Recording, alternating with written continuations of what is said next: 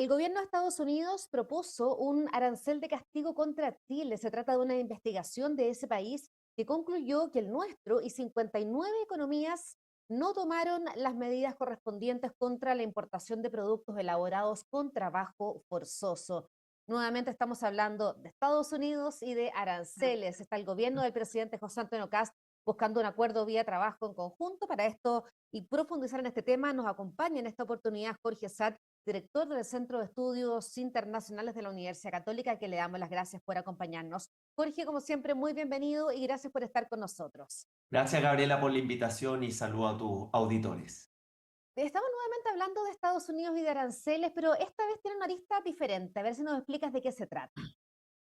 Pienso que el mensaje, Gabriela, es que los aranceles llegaron para quedarse. Ese es el mensaje central de Estados Unidos, porque no obstante algunas dificultades que han tenido con la Corte Suprema, invocando otras herramientas legales, buscan siempre la forma de poder mantener estos aranceles. ¿Cuál es la gran diferencia hoy día? Nosotros teníamos dos grandes grupos de aranceles. El llamado arancel universal, este 10% que Estados Unidos aplicó general para todos los países y que la Corte Suprema dijo que se extralimitó en sus poderes el presidente Trump. Luego teníamos los aranceles a productos específicos, que son investigaciones que hace el Departamento de Comercio, el ejemplo, el cobre, aluminio, acero.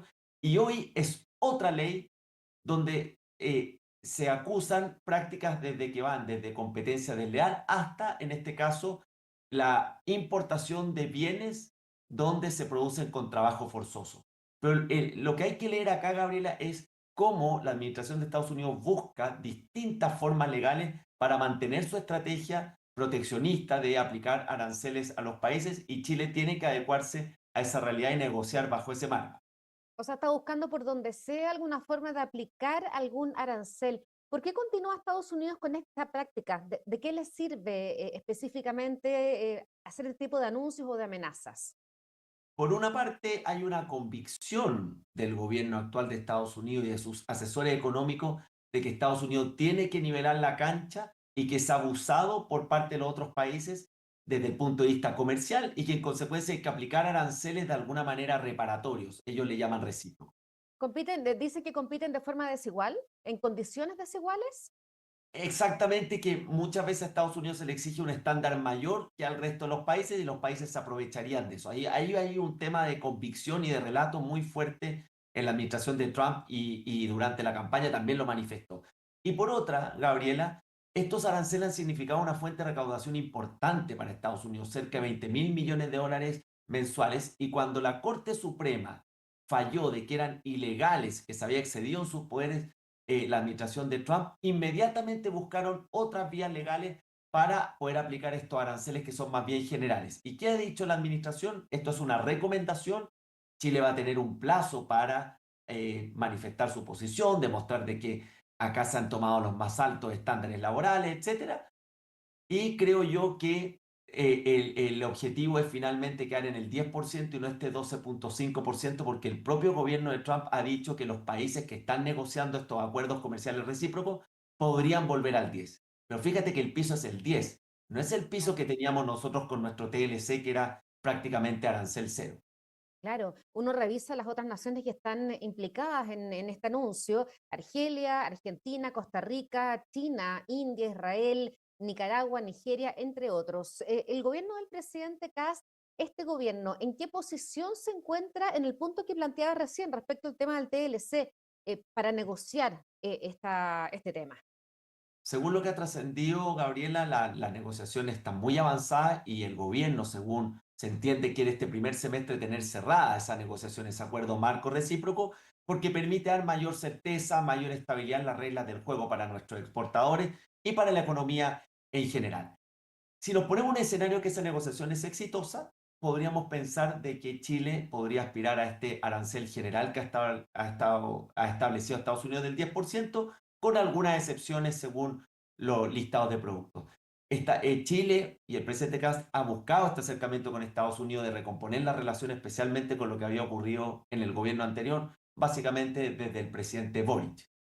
Yo leía declaraciones de la presidenta de la SOFOFA, Rosario Navarro, y ella comentaba que nuestro país cumple con altos estándares nacionales e internacionales en materia laboral. Y esto debe ser transmitido en las instancias que correspondan mientras dure esta indagatoria y evitar la imposición de sobretasas arancelarias. Como decía al principio Jorge, tal vez este tema de los aranceles por parte de Estados Unidos llegó para quedarse.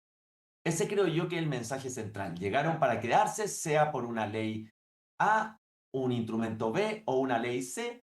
Nosotros tenemos que acostumbrarnos a un escenario respecto a Estados Unidos más proteccionista desde el punto de vista de los aranceles y tendremos que nosotros ir flexibilizando, viendo de qué forma podemos mitigar el impacto de ese 10% de arancel. Pero uno ve el patrón de conducta del gobierno de Estados Unidos, lo que está haciendo y las políticas que se han mantenido en el tiempo y es muy difícil pensar que se van a revertir, aun cuando tenemos la posibilidad en la negociación de reducir esa tasa, pero creo que es muy difícil pensar que vamos a tener una relación de arancel cero con Estados Unidos. Podemos aprovechar, Jorge, dar una mirada a otra arista de lo que está pasando con Estados Unidos, esta guerra que mantiene con Israel contra Irán, la respuesta que ha tenido justamente el régimen de Teherán en las últimas horas, un nuevo conflicto que uno tal vez no comprende bien para dónde va y qué es lo que se pretende finalmente, porque ya también estaba en otro conflicto con el grupo Hamas y uno tiene delante a un Donald Trump totalmente impredecible.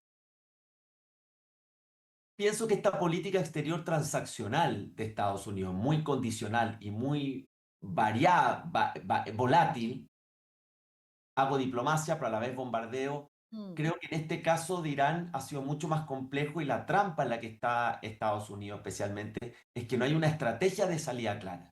Por eso, después de esto ya más de 90 días de conflicto, de guerra, vemos que un día hay acercamiento hacia una negociación, hoy día se dice que el fin de semana deberían llegar a acuerdos, pero Claro. luego hay ataques de Estados Unidos o ataques también de parte de Irán a infraestructura crítica de los países aliados. Entonces, hay una trampa acá, porque si Estados Unidos negocia y llega a un acuerdo, probablemente ese acuerdo incluso pueda ser peor que el punto de partida o incluso peor que la situación cuando Estados Unidos tenía el acuerdo nuclear con Irán. Pero por otro lado, si se alarga el conflicto, el shock económico va a ser mucho mayor y eso va a seguir teniendo impacto en los bolsillos de los americanos y en la inflación, y eso también le juega en contra políticamente. Entonces, en esa trampa creo que el gobierno está viendo cómo puede salir con un Irán que también no tiene drones ni municiones eternamente y que todo indica que debieran, al menos este mes de junio, tratar de ir ya desescalando y bajando la intensidad del conflicto.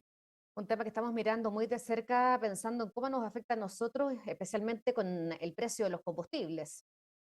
Con el precio de los combustibles, hay escenarios más adversos que incluso hablan de que va a ser una inflación más persistente. Hoy el informe de la OECD advierte que en un escenario negativo la inflación puede ser mucho más persistente y por lo tanto los bancos centrales comienzan a subir las tasas con el impacto que eso tiene en los mercados, que el estrecho de Hormuz, una cosa es que se reabra, pero otra es cuánto se va a sostener eso en el tiempo, Claro. sabiendo que tiene ese sartén por el mango Irán, y en definitiva también la pérdida de capacidad de producción o de oferta de petróleo que puede tener un impacto más de mediano plazo por los ataques que han habido a infraestructura crítica y que en consecuencia no solamente se trata de las cadenas de suministro de las rutas marítimas, sino también un impacto en la capacidad de producción de la energía, en este caso petróleo. Están pasando cosas en esa zona del mundo, pero también aquí, en nuestra región. Estamos viviendo una temporada de elecciones. Colombia el domingo fue protagonista de un comentado proceso donde el propio presidente Gustavo Petro terminó cuestionando el resultado de los comicios, donde avanzó, pasó a la segunda vuelta, un líder de extrema derecha. Llamó mucho la atención, no sé si a usted, Jorge, la reacción que tuvo el jefe de Estado de ese país al intentar desconocer o dijo quiero esperar el informe final de la Fiscalía antes de dar por válido lo que fue el resultado de estas elecciones. Unas elecciones que tal como ocurre en Chile, el resultado se conoció a las pocas horas, un proceso bastante impecable con observadores internacionales que han dicho, a ver, aquí nosotros hemos seguido muy de cerca el proceso y no hemos visto ninguna irregularidad. Creo que esta es la inmadurez que nos tiene acostumbrado América Latina. El presidente Petro sigue el manual populista de cuestionar los resultados de las elecciones, tratar de polarizar aún más la sociedad a partir de unas campañas que nos estamos acostumbrando que son muy polarizadas, muy radicales. Y creo que era una estrategia política propia de este manual populista que lo ha hecho Petro, lo ha hecho Estados Unidos en alguna oportunidad, ha ocurrido también con otras candidaturas de derecha o izquierda, pero que al final no tuvo mayor efecto, incluso el propio candidato del oficialismo quitó el piso. Y Claro, lo que vimos en esa elección es que gran parte de la oposición al oficialismo optó por el voto útil. Y esa fue la gran sorpresa, Abelardo, de el resultado que obtuvo versus la candidata Paloma Valencia, que tuvo mucho más atrás. Y si vemos los sondeos de segunda vuelta, que en las próximas semanas el se 21 va de junio. consolidando una ventaja, especialmente por el voto rechazo que sigue siendo muy alto del candidato oficialista. Tuvimos una participación, tuvimos, digo yo, Colombia tuvo una participación altísima respecto a los últimos años, respecto a otras elecciones. Muy interesante lo que ocurre con ese fenómeno donde el voto es voluntario. Y hay que también mirar a Perú. Perú que también está viviendo unas semanas eleccionarias con una figura súper potente, muy polémica, con un historial que ha marcado la historia política de Perú, que es Keiko Fujimori. A ver, en Perú Keiko Fujimori apuesta a la cuarta en la vencida. Si uno ve las tres anteriores elecciones, incluso las que ganaba en primera vuelta, pero que tenía un voto rechazo muy alto, Sí. eh, pareciera que en esta su opción se ve más sólida. Las encuestas que han salido esta semana muestran todavía ventajas que van entre 3 a 5 puntos a Keiko Fujimori, pero con un gran número de indecisos, lo que pudiera inclinar la balanza y que da este margen de incertidumbre. Pero si tú te fijas, primero el voto rechazo a Keiko Fujimori es marginalmente menor que en elecciones pasadas y el voto de rechazo del candidato opositor, especialmente por la sombra de Pedro Castillo, sigue siendo muy alto. O sea, tenemos una elección abierta, pero creo que esta cuarta oportunidad es la que tiene mayores posibilidades Keiko. ¿Ese alto voto de rechazo explicaría el menor voto de rechazo de Keiko Fujimori o cuál es la razón? Ambos tienen voto de rechazo muy alto, pero el candidato opositor es cerca del 50%. Estamos hablando de un voto alto y sobre todo por todo lo que ocurrió con el que representa, digamos, que era Pedro Castillo. Y por otro lado, si tú ves la elección en el Congreso, que hoy día volvió a ser bicameral en Perú, la Fuerza Popular de Keiko Fujimori fue la que tuvo la mayor cantidad de votos, mayor apoyo, y eso también podría eventualmente dar una señal. De hecho, los mercados le asignan una probabilidad alta que Keiko Fujimori sea la próxima presidenta, pero tenemos todavía este margen, porcentaje muy importante de indecisos que es difícil anticipar si es que efectivamente ella va a terminar siendo la presidenta. Podría ser la próxima presidenta, pero como ha operado en los últimos años el sistema político en Perú, se presenta una moción de censura y podría salir. Es muy impresionante, Jorge, ver lo que ha pasado en los últimos años con los expresidentes peruanos, eh, fugados, extraditados, encarcelados, uno, otro que se quitó la vida, pero el sistema político se mantiene estable y con una economía estable. Son 8 presidentes en los últimos 10 años. Perú se basa en esta tesis de las cuerdas separadas. Aunque su institucionalidad sea frágil, aunque el sistema político tiene estos cambios y se transforma en un verdadero desastre desde el punto de vista institucional, la economía avanza. ¿Por qué avanza? Porque tiene un banco central muy estable y porque la economía y la inversión extranjera sigue funcionando, digamos, de manera paralela. Pero la gran pregunta es, ¿hasta dónde es sostenible esas cuerdas separadas? Y Claro. uno ve alguna alerta en Perú, un nivel de informalidad laboral muy alta. Eso es terreno fértil para todas las economías ilegales. Un incremento de la minería ilegal que hoy día está duplicando en crecimiento a la minería formal. Y eso se transforma, en definitiva, en amenazas más estructurales que pueden condicionar el desarrollo de largo plazo de Perú. Y creo que aunque ha sobrevivido con estas cuerdas separadas, es difícil pensar que eso pueda sostenerse eternamente. Lo último, ¿alguna palabra para Cuba? Porque estuvimos mucho tiempo hablando de Venezuela, sin embargo, la salida de Nicolás Maduro y su prisión en Nueva York, en Estados Unidos, bajó un poco la presión y la noticia al mismo tiempo. Pero, ¿qué pasa con Cuba? Cuba es el próximo. Creo que Estados Unidos está esperando tratar de tener ya un acuerdo que pueda sostener el tiempo con Irán. Se está siguiendo un guión similar al de Venezuela, Hoy la economía cubana está en un estado de asfixia, hay una Sí. suerte de presión psicológica por parte de Estados Unidos, ha invocado nuevamente, al igual que con Venezuela, razones de seguridad nacional para aplicar medidas. Hay una orden ejecutiva que dictó Estados Unidos el 1 de mayo y que vence este viernes, donde obliga a las empresas extranjeras a cortar todo tipo de vínculo económico con el grupo empresarial estatal. Y por eso hemos visto que estos últimos días los operadores de turismo y la inversión extranjera en general, para evitar sanciones económicas de Estados Unidos, ha salido. Entonces, ¿cuál es la estrategia finalmente? Uno, cortar fuentes de financiamiento al régimen para que eso genere un colapso económico mayor. Dos, desde el punto de vista geopolítico, el apoyo de Rusia y de China ha sido muy débil en esta etapa para Cuba.